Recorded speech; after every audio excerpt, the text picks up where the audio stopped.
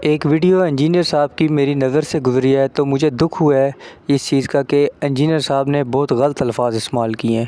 میں علی بھائی کی عزت پہلے بھی کرتا تھا اور ابھی بھی کرتا ہوں، لیکن اختلاف اپنی جگہ ہے۔ علی بھائی نے ہمیں اللہ کا تعارف کرایا، نبی علیہ السلام کا صحیح تعارف کرایا، صحابہ کرام کا صحیح تعارف کرایا اور اہل بیت کا صحیح تعارف کرایا ہے، اور اللہ تعالیٰ نے دین کا بہت بڑا کام علی بھائی سے لیا ہے۔ لیکن اس کا یہ مطلب نہیں ہے کہ انجینئر صاحب کوئی غلطی کریں یا کوئی گھٹیا جملہ منہ سے نکل جائے تو ہم ان کو معاف کر دیں گے، ان سے بھی پورا حساب لیا جائے گا۔ تو سب سے پہلے علی بھائی کی ویڈیو دیکھتے ہیں، اس کے بعد اس پہ تبصرہ کریں گے۔ میں اکثر یہ کہتا ہوں کہ لوگ ان کی میت کے اوپر قرآن پڑھ رہے ہوتے ہیں جنہوں نے اپنی زندگی میں اللہ کو اتنی اہمیت نہیں دی ہوتی کہ وہ زندگی میں ایک دفعہ قرآن خود کھول کے پڑھیں۔ آپ کی عقل یہ مانتی ہے کہ جس شخص نے اللہ کو یہ وقت نہیں دی جو قرآن میں آیا کہ تم نے اللہ کی قدر نہیں کی جس طرح قدر کرنی چاہیے تھی، جس نے اللہ کی بے قدری کی پوری دنیا میں اپنی زندگی کے دوران، کہ قرآن کو کھولنا گوارا نہیں کیا، اب اس کی میت پہ قرآن کھول کے مولوی بیٹھ کے دھونس سے اللہ سے اس کو بخشوا سکتے ہیں؟ اللہ کو تو چھوڑ دیں، میں بھی ہوں تو نہیں بخشوں گا، اللہ تو پھر عدل پہ چلنے والا ہے۔ یہ کہانیاں کرانی چھوڑ دیں، اللہ کو تو چھوڑ دیں، میں بھی ہوں تو نہیں بخشوں گا، اللہ تو پھر عدل پہ چلنے والا ہے۔ علی بھائی پہلے والی آپ کی بات بالکل ٹھیک ہے کہ اگر دنیا میں کوئی شخص اللہ تعالیٰ کو سیریس نہیں لیتا تو ایک مولوی کے سارے مولوی بھی مل جائیں تو اس کو قرآن پڑھ کے نہیں بخشوا سکتے اگر دنیا میں اس نے برے کرتوت کیے ہوں۔ مولوی تو دور کی بات ہے، ایک آیت قرآن میں نبی علیہ السلام کے بارے میں آئی ہے اور وہ آیت بھی میں نے آپ کے منہ سے سنی ہے۔ تو کیا جس شخص پر عذاب کی بات ثابت ہو چکی ہو، کیا آپ اسے بچا سکتے ہیں جو آگ میں ہے؟ علی بھائی آپ اپنا دین کا کام کریں، یہ کام اللہ کا ہے کہ کس کو بخشنا ہے اور کس کو عذاب دینا ہے۔ اور دوسری بات جو آپ نے کی ہے کہ اللہ تو کیا میں بھی نہیں بخشوں گا، تو علی بھائی آپ کون ہوتے ہیں کسی کو بخشنے والے یا کسی کو عذاب دینے والے؟ آپ کو اس بات پر اللہ سے توبہ کرنی پڑے گی، اور وہ بھی اعلانیہ توبہ۔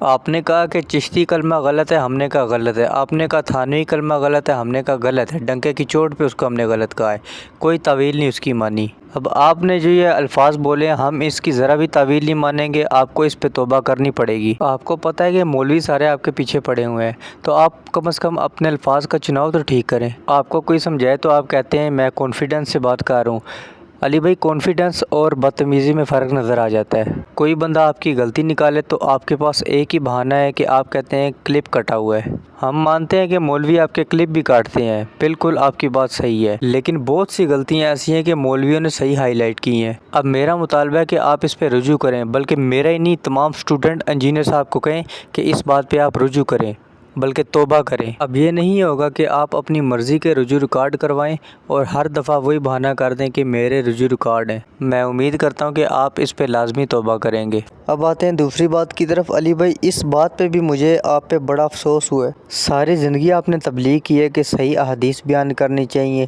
صحیح واقعات بیان کرنے چاہیے، لیکن آپ نے خود بھی وہ کام شروع کر دیے ہیں جو مولوی کرتے ہیں۔ مولوی تو پھر بھی ایسی بات کرتے ہیں جو کہیں نہ کہیں لکھی ہوتی ہے، لیکن آپ نے جو بات بیان کی ہے وہ کہیں لکھی بھی نہیں ہے۔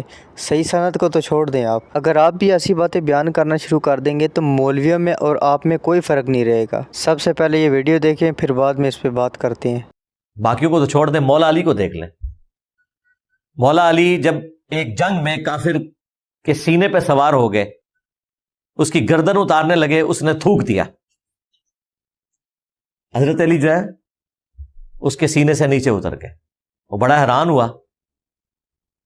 تو آپ نے فرمایا کہ پہلے میں اللہ کے لیے سوار تھا، لیکن جب تو نے میرے منہ پہ تھوکا تو میرا غصہ بھی شامل ہو گیا۔ دیکھیں نا، یہ تو انسان کوئی کنٹرول نہیں کر سکتا نا۔ تو اب اس میں چونکہ میری ذات انوالو ہو گئی ہے، اب یہ اخلاص پہ مبنی نہیں رہی چیز۔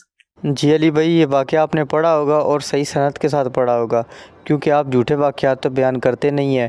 اس کی صحیح سند مجھے بتا دیں، اور یہ کون سی کتاب میں لکھا ہے یہ بھی مجھے بتا دیں، نہیں تو وہ حدیث آپ پہ فٹ کریں گے کہ کسی کے جھوٹا ہونے کے لیے یہی کافی ہے کہ وہ ہر سنی سنائی بات آگے بیان کر دے بغیر تحقیق کے۔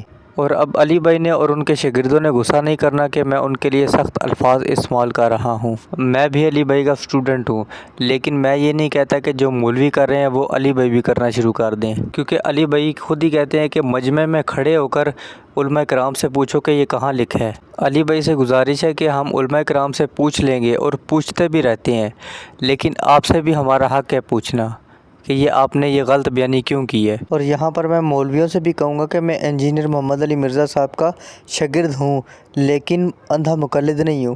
اور یہ بات واقعی سچ ہے کہ میں نے انجینئر صاحب کے ایسے شاگرد دیکھے ہیں کہ انجینئر صاحب کی غلطی سامنے آنے پر بھی ان کی غلطی نہیں مانتے، یا تو ہر بات کی تعویل شروع کر دیں گے یا یہ کہہ دیں گے یہ کلپ کاٹا ہوا ہے۔ کچھ کلپ بھی کٹے ہوتے ہیں، لیکن بہت ساری جگہ پہ انجینئر صاحب بہت بلنڈر مار جاتے ہیں۔ علی بھائی سے گزارش ہے کہ یہ جو واقعہ آپ نے مولا علی والا بیان کیا ہے، یہ کس کتاب میں لکھا ہے، مجھے اس کا حوالہ چاہیے۔ اب ہم دوسرے واقعے کی طرف آتے ہیں جو علی بھائی نے یہ بھی بے سند بیان کیا ہے، اس کا بھی مجھے حوالہ چاہیے۔ امام جعفر الصادق بن محمد باقر رحمہ اللہ کے بارے میں ایک بڑا مشہور واقعہ ہے۔ انہوں نے کسی کو 5 دینار 5 سونے کے سکے قرض دیا تھا۔ جب ڈیمانڈ کیا تو اس نے آگے سے جھوٹ بولا کہ میں نے آپ سے کوئی قرض لیا نہیں ہے۔ تو وہ معاملہ عدالت میں گیا تو قاضی کے سامنے اس نے یہ کہا کہ اگر آپ واقعی سمجھتے ہیں کہ میں نے آپ سے 5 دینار قرض لیا ہے تو آپ اللہ کی قسم اٹھا کے کہیں۔ اور وہ یہ ایکسپیکٹ کر رہا تھا کہ یہ 5 سکوں کے پیچھے قسم نہیں اٹھائیں گے، اتنی بڑی ہستی ہے تو میری بھی جان چھوٹ جائے گی۔ لیکن مسئلہ یہاں پہ قسم اٹھانے یا نہ اٹھانے کا نہیں تھا، ان کی کریڈیبلٹی کا مسئلہ تھا۔ خیر انہوں نے اپنی کریڈیبلٹی کا مسئلہ بھی نہیں سمجھا، انہوں نے کہا میں اللہ کی قسم اٹھاتا ہوں تو نے 5 دینار مجھ سے لیے، تو جب اس کی ڈیمانڈ یہ قسم اٹھائے تو میں مان لوں گا۔ انہوں نے وہ اٹھائی تو وہ پھر دوسری طرف چل پڑا، کہتے جی آپ نے 5 سکوں کے پیچھے قسم اٹھائی، تو انہوں نے کہا میں نے اگر میری قسم اٹھانے سے تو 5 حرام کے سکے کھانے سے بچ گیا تو میں نے تو تیری آخرت بچائی۔ جی علی بھائی، آپ نے یہ واقعہ بھی بیان کیا ہے اور کون سی کتاب سے کیا ہے، اس کا بھی حوالہ مجھے چاہیے۔ خود آپ بے سند واقعات بیان کر رہے ہیں اور مولویوں کو کہتے ہیں کہ وہ بے سند واقعات بیان کرتے ہیں۔ اس میں آپ نے کہا ہے کہ ایک بہت مشہور واقعہ ہے، لیکن آپ نے نہ کتاب کا نام بتایا نہ کوئی حوالہ بتایا ہے۔ تو علی بھائی میری عرض ہے کہ جو حضرت بلال نے اذان نہیں دی تو صبح نہیں ہوئی، یہ اس سے بھی مشہور واقعہ ہے، تو اس کو بھی آپ بیان کرنا شروع کر دیں پھر۔ باقی یہ میں علی بھائی کا قصور کم اور ان کے شاگردوں کا قصور زیادہ مانوں گا، کیونکہ وہ علی بھائی کی کسی بات سے اختلاف نہیں کرتے۔ علی بھائی کوئی بھی بات کر دیں وہ کہتے ہیں آپ کا حکم سر آنکھوں پر۔ اور کوئی بھی مولوی اگر انجینئر صاحب کے خلاف ویڈیو بنائے تو نیچے کمنٹ میں لکھنا شروع کر دیتے ہیں باب تشیع کوئی نہیں، the damage has been done, پتہ نہیں کیا کیا بکواسیات کرتے رہتے ہیں کمنٹس میں جا کے لوگوں کے۔ اب میں ایسی باتیں کروں گا تو یہ کہیں گے کہ انجینئر کا اسٹوڈنٹ نہیں ہے، اس کو مولویوں نے لانچ کیا ہوا ہے، پتہ نہیں کیا اونٹ پٹانگ باتیں کریں گے۔ باقی مجھے کوئی فرق نہیں پڑتا کہ کوئی مجھے کیا سمجھتا ہے کیا نہیں، کوئی مجھے انجینئر کا اسٹوڈنٹ سمجھتا ہے یا نہیں سمجھتا۔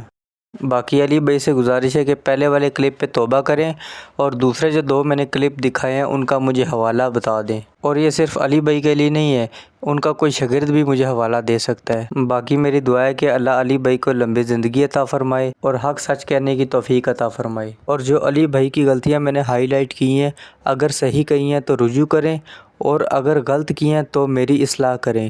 جزاک اللہ خیرہ۔